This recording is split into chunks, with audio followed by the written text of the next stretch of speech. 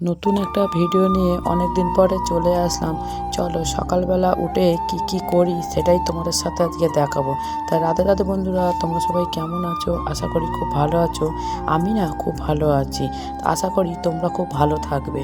তা চলো সকালবেলা উঠে বিছনাটা গুছিয়ে নিলাম।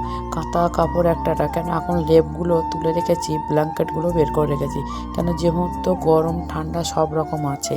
আর অনেক দিন বাড়ি ঘরে ছিলাম না, তার জন্য দেখো ড্রেসিং টেবিলটা খুব নোংরা হয়েছে। এর মধ্যে ড্রেসিং টেবিলটা মুছে পরিষ্কার করে নিয়েছি। আর শীতকালে তোমরা আমার দেখেছো, গাছ ছিল আমাদের গাছ, সেই গাছের থেকে একটা গাছ বেরিয়েছে, সেখান থেকে দেখো ফুল ফুটেছে। তা দেখো বৃষ্টির জলটা লেগে গাছের ফুলগুলো ফুটেছে। এইদিকে আমি চলে গেলাম বাইরে, ওইদিকে ঘরটা ঝাঁট দিয়ে বেরিয়ে গেলাম বাইরে। উঠোন টুটন ঝাঁট দিয়ে জামা কাপড়গুলো রেখে দিয়েছি, কিন্তু কিছু জিনিসপত্র আমার আগে কাঁচা হয়ে গেছিলো, সেইগুলো তোমাদের সাথে আমি দেখাতে পারিনি। আর অল্প যেটা ছিল সেটাই তোমাদের সাথে আমি দেখালাম। তোমাদের সাথে কেন দেখাতে পারিনি, আমার মা এসেছিলো, সেই জামা কাপড়গুলো কেচে রেখে গেছে। কেন আমি দেশের থেকে যখন এসছি আমার শরীরটা তো ভালো ছিল না, তা যে বললো কি দে আমি জামা কাপড়গুলো কেচে দিই, তাই আমার জামা কাপড়গুলো সব কেচে দিয়েছে। আর যেটা অল্প কটা ছিল সেটাই কেচেছি। এদিকে দেখো মাছ এসছে, মাছটা আমি কেটে নিচ্ছি। আমাদের যে মাছ দিয়ে যায় সেই মাছটাও কেটে দেয়। আর এর মধ্যে দেখো একটা ঝুল ঝাড়ু নিয়ে এসছে, ট্রেনেই পাওয়া যায়, ট্রেন থেকে কিনে নিয়ে এসছে। জানি না কার কাজ এই ঝুল ঝাড়ু আছে, আমি সেটা বলতে পারবো না, কিন্তু ঝুল ঝাড়ুটা খুব সুন্দর। দেখো এটা আমি ঢোকালে দেখো এটা ছোটও হবে বড়ও হবে, কিন্তু খুব সুন্দর জানো তো। এটা তুমি ধুয়ে মেলতেও পারবে, আবার রোদেও দিতে পারবে, আবার ঝুল ঝাড়তেও পারবে। সেটা তোমাদের সাথে খুলে দেখাচ্ছি যে জিনিসটা কত বড় দেখো। কিন্তু আমি তো বুঝতে পারিনি যে এদিকে আমার সব কাজ এদিকে হয়ে গেছিলো, তাও তোমাদের দেখানোর জন্যে আমি ঝুলটা একটু অল্প করে ছেড়ে দেখাচ্ছি।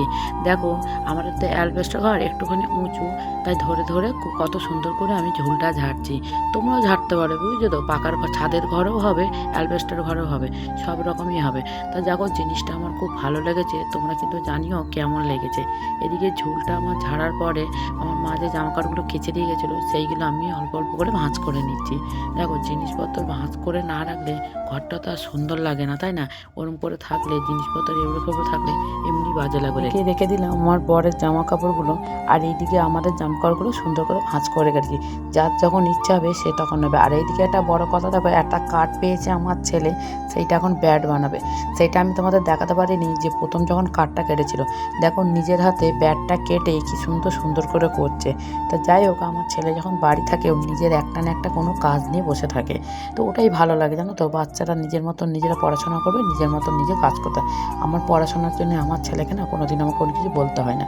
তা চলো এইদিকে আজকে মাছ নিয়েছি, মাছ কিন্তু রান্না করব না, আজকে রান্না করব মসুর ডাল, সজনের ডাঁটা আর উচ্ছে ভাজা।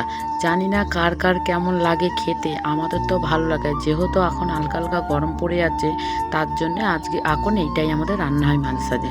কিন্তু দেখো এইদিকে দিয়ে দিলাম তেলের ওপর জিরে, শুকনো লঙ্কা, তেজপাতা আর উচ্ছে তার আগে ভেজে রেখেছি। আর ডালের সাথে সজনের ডাঁটা সেদ্ধ করে নিয়েছিলাম। তো যাই হোক ডালটা করে নিয়েছি, আর তার সাথে হবে ভেন্ডি ভাজা। এদিকে ডালটা ফুটে গেলে আমি নামিয়ে নিয়ে বসিয়ে দেবো ভেন্ডি ভাজা। তেলের উপরে লঙ্কা দিয়ে ভেন্ডি ভাজাটা করে নিয়ে বাদ বাকি অন্য কাজগুলো আমি করতে গিয়ে একটু প্রেসার কুকারে দুটো আলু কেটে আমি সেদ্ধ করে নেবো, কেন জানি না ভেন্ডি ভাজি না খাই সেটা আলু সেদ্ধ দিয়ে খেতে হবে। তা আজ ভিডিওটা এই অবধি, পরের দিন নতুন ভিডিও নিয়ে চলে আসবো।